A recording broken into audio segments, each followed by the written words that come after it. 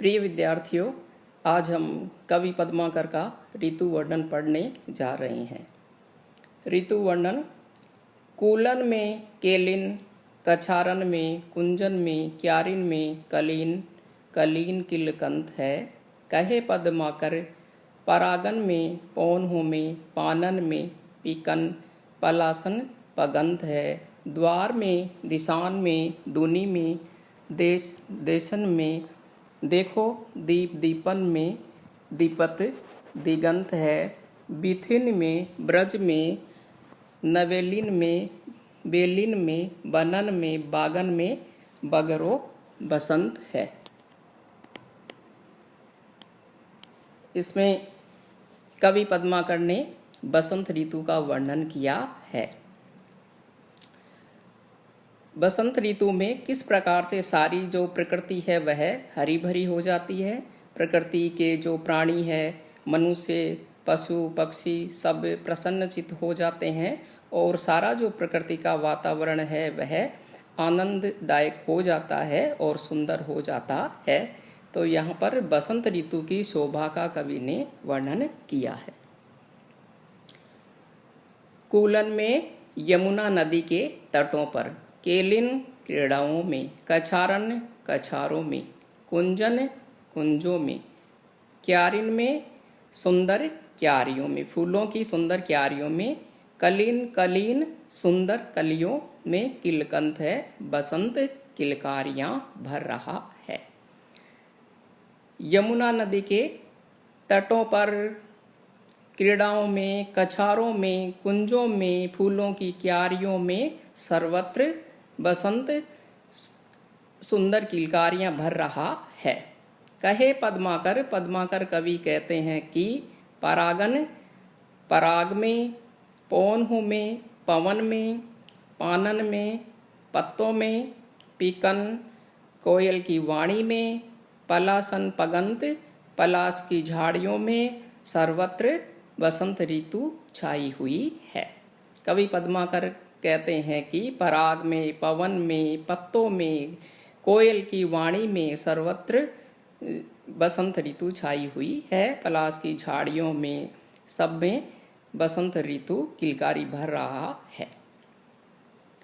द्वार में, घर के प्रत्येक दरवाजे के ऊपर, दिशान में, सारी दिशाओं में, दूनी में, दुनिया में, देश देशन प्रत्येक देश में देखो देखिए दीप दीपन, द्वीप द्वीप में दीपत दिगंत है। बसंत ऋतु की शोभा अर्थात छटा छाई हुई है। घरों के दरवाजों पर, दिशाओं में, दुनिया में, देश देश में, प्रत्येक द्वीप में बसंत ऋतु की छटा छाई हुई है। शोभा सर्वत्र व्याप्त है।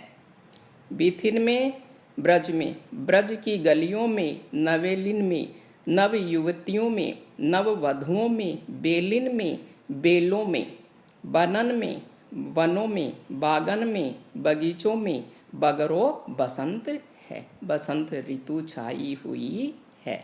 ब्रज की गलियों में, नव वधुओं में, नव युवतियों में और बेलों में, वनों में, बगीचों में सर्वत्र बसंत ऋतु की सुंदर छटा छाई हुई है।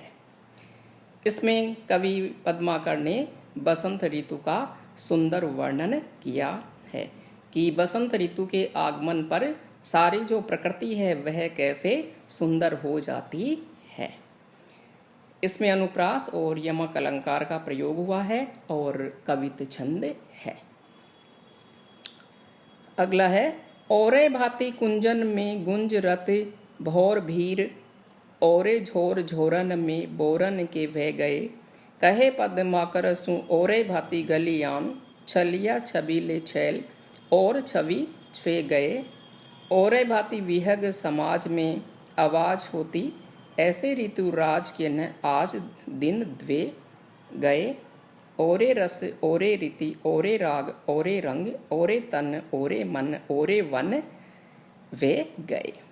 यहाँ पर भी बसंत ऋतु का ही सुंदर वर्णन किया है कवि ने कि औरे भांति कुंजन में गुंज रत भौर भीड़, क्योंकि बसंत ऋतु का आगमन हो चुका है और जो प्रकृति के सारे पशु पक्षी प्राणी सब भंवरे हैं, क्योंकि बगीचों में वनों में सुंदर सुंदर नए फूल आ गए हैं, तो उन पर भंवरे भी और इस स्वर में गुंजन करने लग गए हैं। तो ओरे भांति कुंजन में कुंजों में ओरे भांति और ही प्रकार से गुंजरत गुंजन करने लग गए भौर भीड़, भंवरों की भीड़ भी और ही प्रकार के स्वर में कुंजों में गुंजन करने लग गई। ओरे झोर झोरन और आम की मंजरियों के गुच्छों में, झोर झोरन आम की मंजरियों के गुच्छों में बोरन के वे गए मादकता व्याप्त है। आम की मंजरियों के गुच्छों में भी मादकता व्याप्त हो गई। कहे पद माकर सु और भांति गलियान, छलिया छबीले छेल और छवि छे गए। कवि पद्माकर कहते हैं कि और भांति गलियान, कुछ और ही प्रकार से गलियान, गलियों में छलिया छबीले छेल जो नायक है वे, और छवि छे गए, कुछ और ही छवि वाले हो गए। क्योंकि सब प्रसन्न हो रहे हैं, तो नायक भी है वह भी प्रसन्न हो रहा है, और नायक की जो छवि है वह भी और ही प्रकार की हो गई है। और भांति विहग समाज में आवाज होती विहग समाज, और जो पक्षी समूह है उसकी जो ध्वनि है वह भी और ही प्रकार की हो गई। यानी कि जो पक्षी समूह है वह भी बसंत ऋतु को देख करके प्रसन्न हो रहा है और मधुर ध्वनि में बोलने लग गया। सुंदर सुंदर वाणी में वह आवाजें निकालने लग गए। ऐसे ऋतुराज बसंत ऋतु के, इस प्रकार बसंत ऋतु के आने के अभी न आज दिन द्वे गए, 2 दिन भी नहीं हुए हैं कि ओरे रस, ओरे रीति, ओरे राग, ओरे रंग की सारी जो प्रकृति है, उसके जो प्राणी है, वो जीव जंतु है, पशु पक्षी है, वो सब ओरे रस और ही प्रकार से आनंदित हो गए। ओरे रीति और ही रीति वाले हो गए, और ही मन वाले हो गए, ओरे राग और ही राग वाले हो गए, ओरे रंग, उनका सब कुछ बदल गया। यानी कि सब कुछ सारे ये प्रसन्न हो गए। ओरे तन, और ही प्रकार का उनका तन हो गया, और ही प्रकार का मन हो गया। ओरे वन वह गए, और ही प्रकार की जो प्रकृति है, वन है, वह सारा का सारा हो गया। यानी कि बसंत ऋतु के आगमन पर सब प्रसन्न हो गए, सारी प्रकृति है, उसके प्राणी है, वे सब कुछ बदल गए। इस कवि ने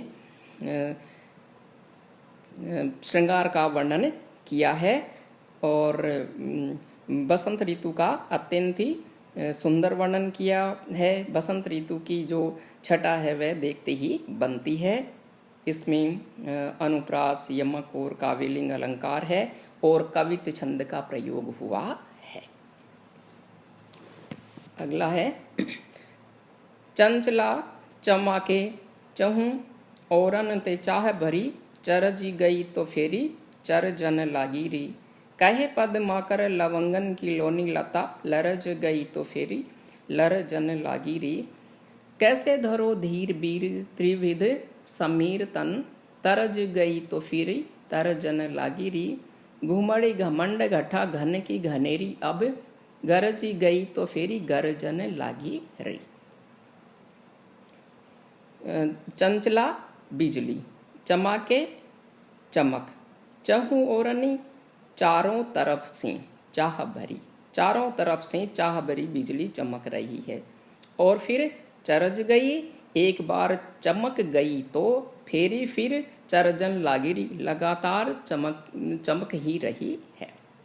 बिजली भी चाह भरी चमक रही है, और एक बार वह चमक गई तो लगातार वह चमके ही जा रही है। कहे पद्माकर, पद्माकर कवि कहते हैं कि लवंगन लौंग की, लोनी लावण्य युक्त अर्थात सुंदर लता, लरज गई, एक बार वह झूल गई तो हिल गई तो फेरी लरजन लागिरी, लगातार हिले ही जा रही है।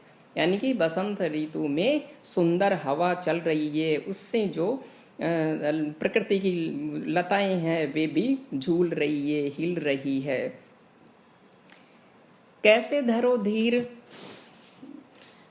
बीर त्रिविध समीर तने, तरज गई तो फेरी तरजन लागिरी। यहाँ पर जो नायक है वह कहते हैं कि कैसे धरो धीर, मैं कैसे धैर्य धारण करूं हे प्रिय। त्रिविध तीनों प्रकार की जो हवाएं हैं, तीन प्रकार की, शीतल, मंद और सुगंधित।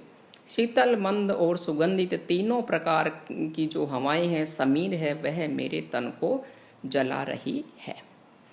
तरज गई तो एक बार वह हवा तरज गई, मुझे डराने लग गई तो फेरी फिर तरजन लागिरी, लगातार डराए ही जा रही है।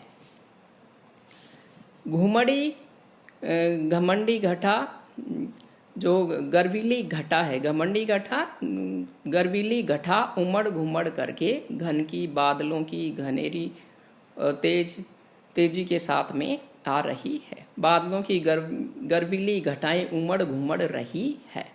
और फिर गरज गई तो एक बार उसने गरजना की तो फेरी फिर लगातार गरजन लागी रही, लगातार वह गरजना किए ही जा रही है।